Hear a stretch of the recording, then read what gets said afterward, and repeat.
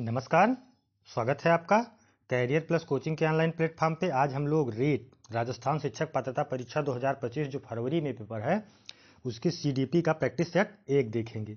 चलिए शुरुआत करते हैं। ये सब पीवाईक्यू क्वेश्चन हैं जो बार बार परीक्षाओं में आए हैं। ठीक है, बिल्कुल ऐसे ही क्वेश्चन आपको देखने को मिलेंगे। आप लोग कमेंट में ज़रूर बताइएगा कि आप लोगों का कितना सही हो रहा है। वीडियो शुरू करने के पहले चैनल को सब्सक्राइब और वीडियो को लाइक अवश्य किया करें और टेलीग्राम चैनल की लिंक है डिस्क्रिप्शन बॉक्स में, उस पर जाके जरूर ज्वाइन हो जाएं। उस पर आपको बोर्ड पीडीएफ और वीडियोज के नोटिफिकेशन मिलते रहते हैं। तो चलिए शुरुआत करते हैं, देखते हैं आज का पहला क्वेश्चन। पहला क्वेश्चन करा पाठ्यक्रम निम्नलिखित में से शिक्षण में कौन सा चर आता है। तो पाठ्यक्रम क्या है? आश्रित चर, मध्यस्थ चर, स्वतंत्र चर। तो ये पाठ्यक्रम जो है ये मध्यस्थ चर में आता है। ये मध्यस्थता करता है, छात्र और शिक्षक के बीच ये मध्यस्थता करता है। विकल्प कौन सा सही हो जाएगा? बी विकल्प, मध्यस्थ चर। ठीक है, ध्यान रखिएगा। बढ़ते हैं अगले क्वेश्चन की तरफ। कह रहा बुद्धिलब्धि मापन के जन्मदाता हैं स्टर्न, बिने, टर्मन। तो बुद्धिलब्धि मापन के जन्मदाता ये टर्मन जी हैं। विकल्प कौन सा सही हो जाएगा? सी विकल्प, टर्मन। ठीक है, ध्यान रखिएगा। चलिए बढ़ते हैं अगले क्वेश्चन की तरफ। कह रहा एलेक्सिया, एलेक्सिया क्या है? पढ़ने की क्षमता, लिखने की क्षमता, सीखने की क्षमता, सुनने की क्षमता। तो ये एलेक्सिया जो है या डिसलेक्सिया इसी को बोलते हैं, ये पढ़ने की क्षमता है। तो विकल्प कौन सा सही हो जाएगा? ए विकल्प, पढ़ने की क्षमता। चलिए बढ़ते हैं अगले क्वेश्चन की तरफ। प्रमाणीकृत या प्रमापीकृत परीक्षण क्यों कराए जाते हैं? मंदबुद्धि बालकों की पहचान के लिए, प्रतिभाशाली बालकों की पहचान के लिए, पिछड़े बालकों की पहचान के लिए, बहरे बालकों की पहचान के लिए।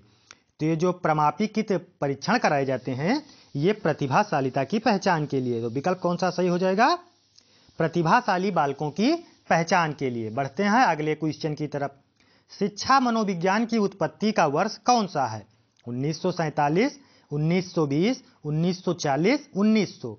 तो ये शिक्षा मनोविज्ञान की उत्पत्ति का वर्ष 1900 है। विकल्प डी सही हो जाएगा। बढ़ते हैं अगले क्वेश्चन की तरफ। पियाजे की औपचारिक संक्रियात्मक अवस्था बालक की किस आयु अवधि तक मानी जाती है? 0 से 2 वर्ष। पियाजे जी ने 4 अवस्थाएं बताई हैं। 2 से 7 वर्ष, 7 से 11 वर्ष, 11 से 15 वर्ष। तो ये चौथी अवस्था औपचारिक संक्रियात्मक के बारे में पूछ रहा है। 0 से 2 संवेदी गामक होती है, 2 से 7 संवेदी प्रेरक होती है, 7 से 11 मूर्त संक्रियात्मक और 11 से 15 अमूर्त संक्रियात्मक। तो विकल्प कौन सा सही हो जाएगा? चौथी अवस्था आपसे अमूर्त संक्रियात्मक के बारे में पूछ रहा है, तो 11 से 15 वर्ष। बढ़ते हैं अगले क्वेश्चन की तरफ।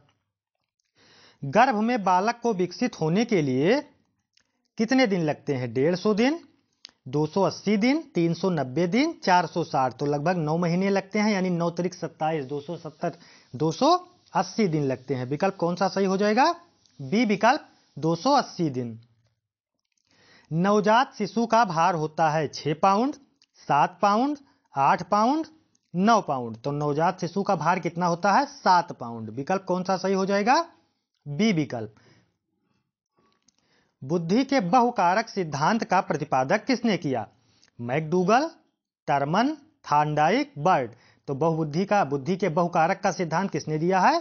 थार्नडाइक जी ने दिया है। विकल्प कौन सा सही हो जाएगा? सी विकल्प।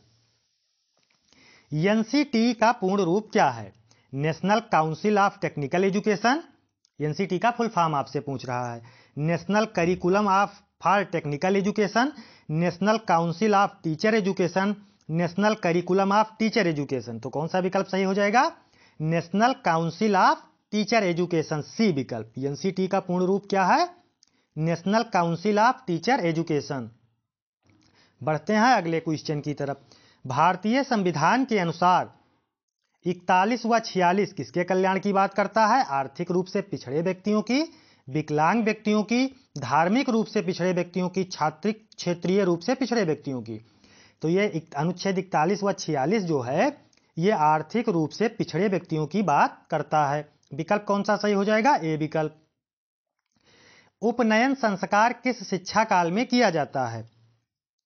वैदिक काल में, बौद्ध काल में, मुस्लिम काल में, इनमें से कोई नहीं। तो ये जो उपनयन संस्कार है ये वैदिक काल शिक्षा पद्धति में किया जाता था। तो विकल्प कौन सा सही हो जाएगा? ए विकल्प। यदि छात्र अधिकांश कार्य स्वयं के हाथों से करेंगे तो छात्रों में शारीरिक शक्ति बढ़ेगी, मानसिक शक्ति बढ़ेगी, परिश्रम करने की भावना जागृत होगी, आत्मनिर्भरता पैदा होगी। तो क्या होगी? जब वो स्वयं से करके सीखेंगे तो उनके अंदर आत्मनिर्भरता की भावना जागृत होगी। तो विकल्प कौन सा सही हो जाएगा? डी विकल्प, आत्मनिर्भरता जागृत होगी। निम्नलिखित में से जन्मजात अभिप्रेरक कौन से हैं? निंद्रा, खेलना, क्रोध, प्रशंसा। तो जन्मजात जो है, जो बच्चे की पैदाइशी गुण में आता है, वो निंद्रा है, यानी नींद। विकल्प कौन सा सही हो जाएगा? ए विकल्प। बाकी खेलना, क्रोध, प्रशंसा वो जब समाज में आता है तब समाज से सीखता है। शिक्षण अधिगम प्रक्रिया को प्रारंभ करने से पहले एक कुशल अध्यापक को क्या करना चाहिए? छात्रों को दंडित करना चाहिए, चुटकुले सुनाना चाहिए, अधिगम परिस्थितियां उत्पन्न करनी चाहिए, आराम करना चाहिए। तो क्या करना चाहिए? ऐसी अधिगम परिस्थितियां उत्पन्न करनी चाहिए जिसमें बच्चा स्वतः ही प्रेरित हो। तो विकल्प कौन सा सही हो जाएगा? सी विकल्प। साइजोइड वर्ग में किस प्रकार के बालक आते हैं? मोटे स्वास्थ्य तथा लंबे शरीर वाले, प्रतिभाशाली एवं प्रखर बुद्धि वाले, दुबले पतले एवं लंबे शरीर वाले, उपयुक्त में से कोई नहीं। तो इन विकल्पों में से कोई नहीं आता है। ठीक है, बढ़ते हैं अगले क्वेश्चन की तरफ। विशिष्ट बालकों के अंतर्गत निम्नलिखित में से कौन सा बालक आता है? विशिष्ट बालकों के बारे में पूछ रहा है। पिछड़ा बालक, प्रतिभाशाली बालक, मंदबुद्धि बालक, उपयुक्त सभी। तो विशिष्ट बालक में प्रतिभाशाली भी आता है, पिछड़ा भी आता है और मंदबुद्धि भी आता है, इसलिए उपयुक्त सभी सही हो जाएगी। अपराधी बालक कौन होते हैं? जो असामाजिक कार्य करते हैं, जो शिक्षक के लिए सिरदर्द होते हैं, जो कक्षा में अव्वल आते हैं, जो समाज में रहना पसंद नहीं करते हैं। तो जो असामाजिक कार्य करेंगे वही तो अपराधी बालक की श्रेणी में आएंगे। तो विकल्प एक सही हो जाएगा। स्मिथ ने शिक्षण की त्रिध्रुवीय प्रक्रिया को कार्यवाहक माना है। अभिभावक को, शिक्षक को, शिक्षार्थी को, पाठ्यक्रम को। तो किसको कार्यवाहक माना है? कार्यवाहक शिक्षक को माना है। ठीक है, शिक्षक कार्यवाहक है, बालक क्या है? मुख्य बिंदु है, केंद्र है। बढ़ते हैं अगले क्वेश्चन की तरफ। कह रहा नवीन ज्ञान तथा नवीन प्रतिक्रियाओं का अर्जन करने की प्रक्रिया अधिगम प्रक्रिया है। यह कथन है थार्नडाइक जी का, वुडवर्थ जी का, गैने जी का, हल जी का। तो ये किसका कथन है कि नवीन ज्ञान तथा नवीन प्रतिक्रियाओं का अर्जन करने की प्रक्रिया ही अधिगम प्रक्रिया है, ये वुडवर्थ जी ने कहा है। विकल्प बी सही हो जाएगा। तत्परता का नियम किसने दिया? Pavlov, Ebbinghaus, Thorndike, Skinner. तो तत्परता का नियम थार्नडाइक जी का है। ठीक है, प्रयास एवं त्रुटि का नियम ये भी थार्नडाइक जी का है। बढ़ते हैं अगले क्वेश्चन की तरफ। रास ने संवेग को कितने प्रकार में बांटा है? 2 प्रकार, 3 प्रकार, 4 प्रकार, 5 प्रकार। तो रास ने संवेगों को 3 प्रकार में बांटा है। भारत के संविधान में किसके लिए निःशुल्क एवं अनिवार्य शिक्षा है? सभी छात्रों के लिए, 14 वर्ष तक के सभी बच्चों के लिए, सभी छात्रों और प्रौढ़ों के लिए, सभी नागरिकों के लिए। तो निःशुल्क एवं अनिवार्य शिक्षा जो है वो 6वें संविधान संशोधन 14 वर्ष तक के सभी बच्चों के लिए निःशुल्क शिक्षा की व्यवस्था की गई है। तो विकल्प कौन सा सही हो जाएगा? बी विकल्प। अभिप्रेरणा की व्याख्या जन्मजात मूल प्रवृत्तियों के अधिकार पर की जा सकती है। अभिप्रेरणा की व्याख्या जन्मजात मूल प्रवृत्तियों के आधार पर की जा सकती है। किसने कहा है? मैकडूगल जी ने, कर्ट लेविन, फ्रायड, स्किनर। तो मूल प्रवृत्तियां किससे संबंधित हैं? मैकडूगल से। तो किसने कहा होगा? मैकडूगल ने। विकल्प कौन सा सही हो जाएगा? ए विकल्प। निम्नलिखित में से कौन जन्मजात प्रेरक नहीं है? भूख, प्यास, आदत, नींद। तो ये जो भूख, प्यास, नींद है ये जन्मजात प्रेरक है, लेकिन आदत जो है ये जन्मजात प्रेरक नहीं है। विकल्प कौन सा सही हो जाएगा? सी विकल्प। शिक्षण के आधार पर इसके कितने चर होते हैं? 1, 2, 3, 4। तो शिक्षण के आधार पर इसके कितने चर होते हैं? शिक्षण के 3 चर होते हैं। ठीक, अध्यापक, बालक तथा पाठ्यपुस्तक। तो कौन सा विकल्प सही हो जाएगा? 3 चर, सी विकल्प। बढ़ते हैं अगले क्वेश्चन की तरफ। मनोविज्ञान शिक्षा का आधारभूत विज्ञान है, यह किसने कहा है? B N Jha, Skinner, Davis, Woodworth. तो ये किसका कोटेशन है? स्किनर जी का। विकल्प कौन सा सही हो जाएगा? बी विकल्प। कुछ कोटेशन आप लोग ध्यान रखिएगा, मैं अलग से करवा दूंगा।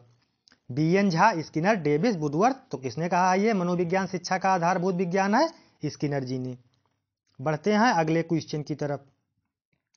आधुनिक मनोविज्ञान का अर्थ है मन का अध्ययन, आत्मा का अध्ययन, शरीर का अध्ययन, व्यवहार का अध्ययन। तो आधुनिक मनोविज्ञान व्यवहार का विज्ञान यानी व्यवहार का अध्ययन है। बढ़ते हैं अगले क्वेश्चन की तरफ।